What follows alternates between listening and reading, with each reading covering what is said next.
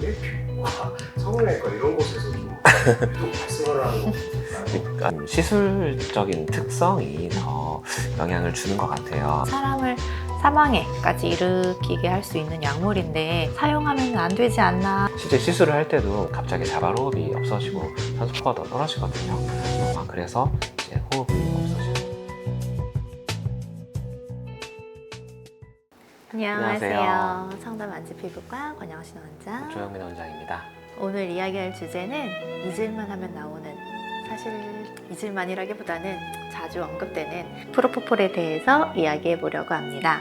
저희 병원에서도 많이 사용하고 있는 약물이잖아요. 네, 그래서 저희는 실제로 그 약물을 다룰 때 어떻게 되는지를 다 잘 알고 있는 의료인으로서 이에 대해서 좀 자세하게 말씀드리는 시간을 가져보고자 합니다. 일단 프로포폴이 뭔지 설명을 좀 드리면 많이들 아실 거예요. 해보신 분들도 계실 거고, 우리 내시경 할 때 쉽게 쓰는 약물로 이제 굉장히 효과가 빨라서 자주 쓰이는 약물입니다. 이 효과가 빠르다 보니까 이제 피부과적, 성형외과적으로도 많이 쓰이고 있거든요. 저희 이제 피부과다 보니까 사실 굉장히 많이 쓰고 있는 상태입니다. 그럼 이렇게 널리 오래 사용되고 있는 약물인데 요즘 들어서 문제가 많이 야기되고 있잖아요.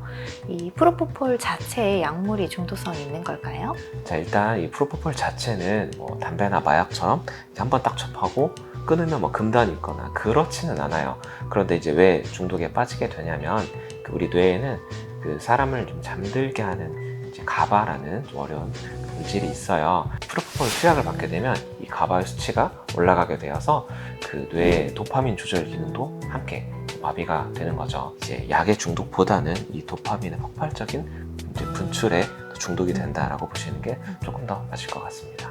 그래서 흔히들 말하는 조금 잤는데도 잠을 푹 잔 것 같아서 개운하다 이런 말씀하시면서 좋아하시는 분들도 계시고, 실제로 병원에서 투약을 하다 보면 약물이 들어갔을 때 그 기분이 좋아서 웃는 분들도 계시고 입맛을 다시는 분들도 계세요. 아마도 그 도파민 분비 때문에 그런 게 아닌가 싶습니다. 그 자체가 독성이 있어서 몸에 누적이 되었을 때 문제가 발생시키는 거는 아닌데 몸에서 좀 적응을 하는 것 같아요. 그러니까 용량이 점차 늘어나게 되는 거죠. 우리 마취과 논문에서도 대표 사례로 나오는 게 있잖아요. 그 팝의 황제 마이클 잭슨 같은 경우 왕성하게 활동하던 시기에 이제 마취과 닥터가 그 팀 닥터로 있었다고 해요. 그래서 그쪽부터 아마 접하게 되지 않았을까 추측은 해보는데 이제 마지막에 소천하시기 전에 한 60일 정도 매일같이 투약을 했다고 합니다. 그래서 그러다가 결국은 사망에 이르게 된 건데, 실제 시술을 할 때도 과량이 들어가게 되면 갑자기 자발호흡이 없어지고 산소가 더 떨어지거든요. 아마 그래서 이제 호흡이 없으시면서 이제 그렇게 된 게 아닌가 싶습니다. 이런 이야기를 들으면 사람을 사망에까지 일으키게 할 수 있는 약물인데 사용하면 안 되지 않나 라고 생각하실 수 있을 것 같아요. 그쵸. 근데 이제 이게 일반적으로 원칙을 잘 지키면 문제가 되진 않아요. 병원에서 이제 전문 의료진도 있고 안전 장비도 있고 금식도 잘 지키고 했을 때는 크게 문제가 되진 않는데, 보통 이제 문제가 되는 경우는 이런 시술 목적이 아니고 그리고 의료기관이 아닌 곳, 아니면 의료기관이어도 적절한 감시가 없는 그런 곳에서 오남용할 때가 문제가 되는데, 내성이 생기게 되면 당연히 용량이 올라가고 용량이 올라간 만큼 또 위험도가 올라가서 문제가 되는 거죠. 또 프로포폴 관련해서 문제가 있는 분들을 보면 아무래도 유명하신 분들이라 그런지 연예계 종사자 이야기가 계속 기사에 나오잖아요. 그쵸. 최근에 좀 네. 유명하게 나온 네. 분들도 계시고.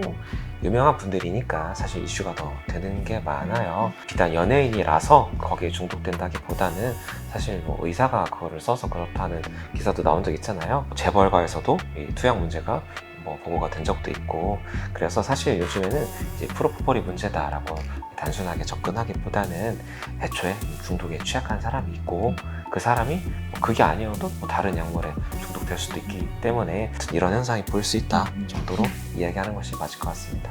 요즘에 그 중독에 관련된 사례가 많아지면서 그런 관련된 위험성이 있는 경우를 분류하는 경우도 있나 봐요. 이전에 다른 약물에 중독성이 있던 분들이나 밤에 일을 하시는 분들이나 아니면 음주를 많이 하시는 분들, 조울증이나 우울증처럼 정신과적 병력이 있는 분들, 또는 스트레스로 불면증에 있는 분들에게 많이 보고되고 있다고 합니다. 단순히 프로포폴이 그런 사람들한테 문제를 일으킨 게 아니라 그분 원래 중독이 좀 빠지기 쉬운 분들이 역시 프로포폴에도 좀 중독되는 거라고 보면 되겠네요. 그렇게 보는 게 더 맞으실 것 같아요. 이거는 제가 피부과 원장님들한테 드리기는 좀 조심스러운 질문인데 그냥 일반이 보기에는 네. 또 문제가 있었던 사례들 보면 뭐 연예인도 있지만 또 네.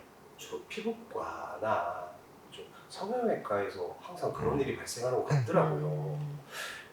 왜 피부과, 성형외과 이런 곳에서 좀 유독 발생을 하는 것 같을까요? 당연히 이렇게 생각하실 수가 있어요. 근데 이거는 좀 시술적인 특성이 더 영향을 주는 것 같아요. 아무래도 뭐 성형외과나 피부과에서는 조금 장시간 뭔가를 해야 되는 게 요구되는 경우가 많아요. 1시간, 2시간 동안 계속 뭔가 아프게 하는 시술이 있으면은 다른 마취약으로는 할 수가 없어요. 프로포폴을 좀 써야 되는 그런 상황이 좀 많이 요구가 된다. 그래서 조금 더 많이 보고가 되는 게 아닐까 싶습니다. 사실 과의 문제라기보다는 사람의 윤리적인 문제로 보는 것이 더 적합할 텐데요. 뭐 물론 이제 피부과, 성형외과에서 시술이 많다 보니 이런 경우도 많을 수 있겠지만 요즘에 보면 또 내시경을 이용한 내과 같은 데서도 문제가 많이 생기고 있더라고요. 그래서 모든 피부과를 다 안 좋게 보시지 마시고 문제가 생긴 피부과의 그런 원장들의 개인적인 윤리적인 문제라고 생각하는 게 더 좋을 것 같습니다. 그런 처방이 좀 정상적인 처방은 아닌 거네요.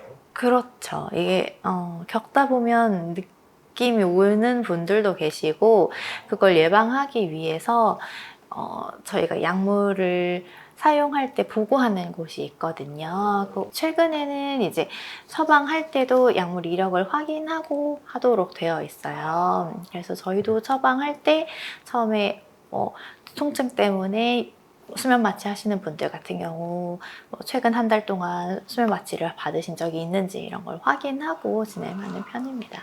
기간이 안 되면 시술하실 수가 없습니다 하고 돌려보내고 있어요. 또 이렇게 중독에 대해서 인지를 한 것만으로도 예방이 될 수 있을 것 같아요. 잠이 잘 들기 위해서 프로포폴을 선택하는 분들이라면 수면 관련한 치료를 받아보시는 걸 추천드리고 내가 이미 중독에 노출이 되거나 걱정이 되시는 분들이라면 인지행동 치료를 받는 것도 방법이 될 수 있겠습니다. 그러면 그런 약물을 좀 안전하게 사용하는 방법은 있나요? 당연히 이제 용도 외에 사용을 하면 안 되겠죠.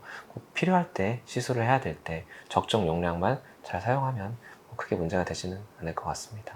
사람마다 과량이 기준이 달라요. 몸무게도 영향을 줄 수가 있고 나이도 그렇고 평소에 이제 음주를 많이 하는 경우에는 그런 거를 좀 면밀히 볼 수 있는 경험도 굉장히 중요한 것 같고 그래서 전문가에게 받으시는 걸 좀 더 추천드립니다. 몇 킬로에 몇 센치 이런 정해진 체력이나 체중이 있으면 그 용량, 정량이 있는 게 아닌가요? 정량이 있지는 않아요. 그냥 권고되는 숫자가 있는데 그거 다 틀려요. 그래서 경험이 더 중요해요. 마르고 막 60대 넘어가는데 20, 30대랑 똑같은 용량 안 되죠. 쓰면은 네. 바로 산소파워도 쭉 네. 떨어집니다. 보수적으로 접근해야 돼요. 네. 약은. 흔히 약간 술 좋아하시는 분들은 마취가 잘 안 된다 이런 게 아까 그런 얘기. 그렇죠. 근데 이게 꼭 비례하는 거는 아닌데 그래도 많이 그렇게 하신 분이 약도 많이 먹는 게 좀 있어요. 네, 그래서 제가 마취 시작 전에 약간 이제 아이스 브레이킹 겸 주량이 어떻게 되세요? 라고 물어봐요. 그러면은 뭐 소주 한 병? 뭐 이렇게 약간 분위기 편해지잖아요. 그러면 저는 편한 분위기보다는 한 병이면 이 정도 들어가야겠네. 이렇게 약 용량을 계산하고 있습니다. 네, 오늘은 요새 좀 잇따라 이슈가 되었던 프로포폴에 대해서 이야기를 잠깐 나눠보았습니다. 적어도 저희 이제 구독자님들만큼은 이제 이런 중독에 빠지지 않으시길 하는 바람이고요. 저도 그리고 권 원장님도 이제 의사로서 이제 저희 내방해 주시는 고객님들께는 이런 일이 발생하지 않도록 주의를 기울이도록 하겠습니다. 또 관련해서 궁금한 내용이 있으시다면 댓글 언제든지 남겨주시기 바랍니다. 지금까지 청담 안주 피부과 권영시 원장 조영민 원장이었습니다. 안녕. 안녕.